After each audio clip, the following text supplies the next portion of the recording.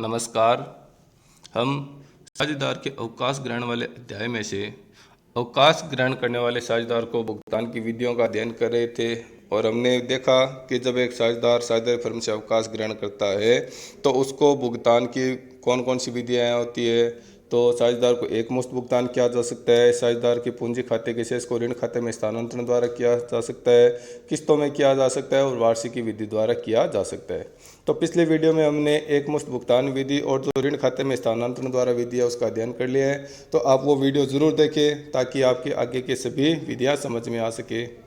आज हम साझेदार के अवकाश ग्रहण करने पर जो उसको किस्तों में भुगतान किया जाता है उस विधि का अध्ययन करने वाले हैं। तो चलिए देखते हैं कि साझेदार जब अवकाश ग्रहण करता है तो उसको किस्तों में भुगतान किस प्रकार से किया जाता है। देखिए स्क्रीन पर लिखा है कि किस्तों में भुगतान विधि तीसरी, कि जब एक साझेदारी फर्म से अवकाश ग्रहण करता है तो उसको देय राशि का भुगतान है वो किस्तों में किया जा सकता है। कब? कि जब सभी साझेदार आपस में सहमत हो कि अवकाश ग्रहण करने वाले साझेदार को किस्तों में भुगतान करना है तो किस्तों में भुगतान किया जा सकता है। अब जब साझेदार को किस्तों में भुगतान किया जाता है तो सबसे पहले उसकी जो राशि है, देय राशि है, उसको उसके ऋण खाते में स्थानांतरित किया जाता है और ऋण खाते में स्थानांतरित करने के बाद में किस्तों में उसको भुगतान किया जाता है।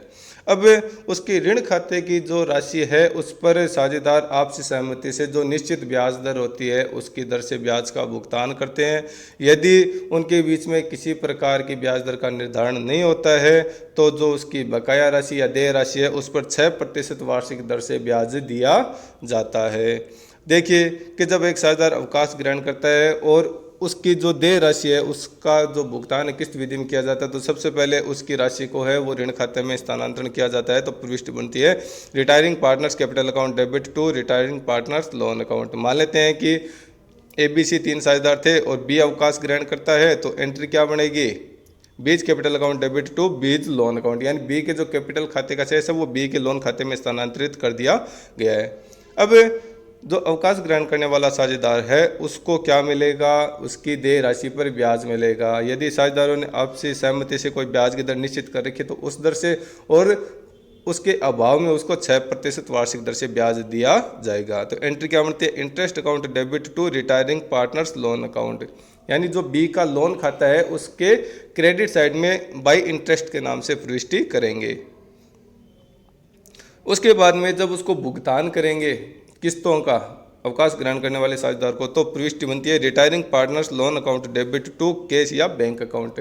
तो जब उसको भुगतान किस्त का किया जाता है तो प्रविष्टि बनती है retiring partners loan account debit to cash और या बैंक अकाउंट। देखिए एक उदाहरण देखते हैं कि ABC साझेदार है, B 1/1/14 को अवकाश ग्रहण करता है। उसके पूंजी खाते का समायोजित शेष 30,000 रुपये था जिसका भुगतान 3 समान वार्षिक किस्तों में करना है। इस पर 6% वार्षिक दर से ब्याज देना भी तय है। B का पूंजी खाता व B का ऋण खाता बनाइए।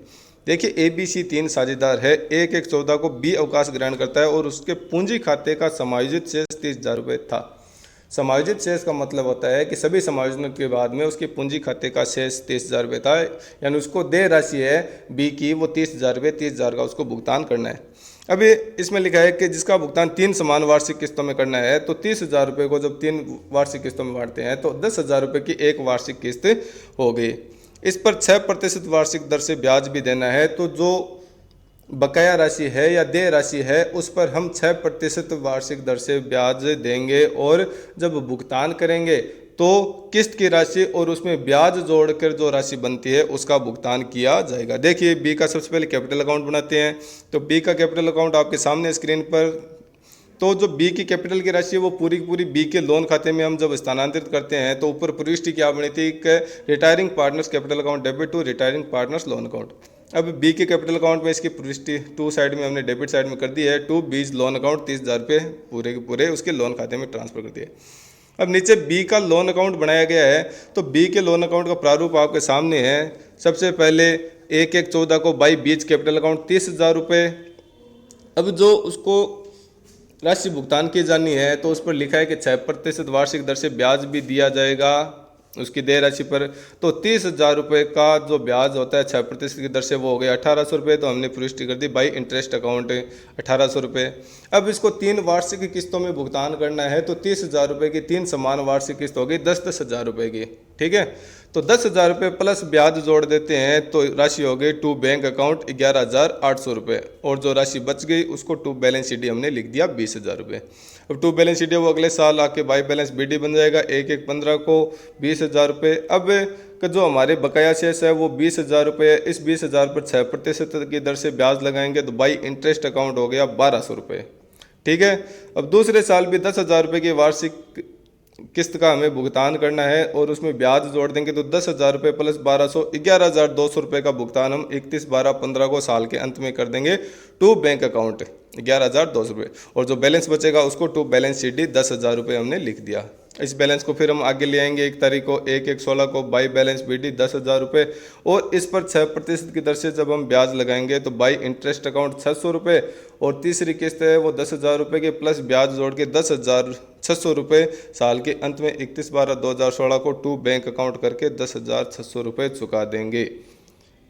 ठीक है, इस प्रकार जब हम किस्तों में भुगतान करते हैं तो जब एक साझेदार को जो देय राशि है उसको जितनी किस्तों में भुगतान किया जाना है उतनी किस्तों में बांटेंगे, और किस्त प्लस ब्याज की राशि जोड़कर भुगतान है वो लोन खाते के डेबिट पक्ष में टू बैंक या कैश के नाम से लिखते हुए भुगतान करेंगे, और जब उसकी किस्त पूरी हो जाएगी तो खाता वो समाप्त हो जाएगा। इस बी लोन अकाउंट में 3 किस्तों में भुगतान करना था, तो तीसरी किस्त के भुगतान के बाद में खाता है वो अपने आप बंद हो गया।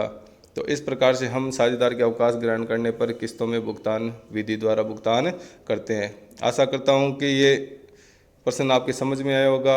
अगर आपको किसी प्रकार का प्रश्न पूछना है या किसी प्रकार की समस्या है तो आप कमेंट करके पूछ सकते हैं। ये वीडियो आप अपने साथियों के साथ भी शेयर करें ताकि उनको भी फ़ायदा हो। धन्यवाद।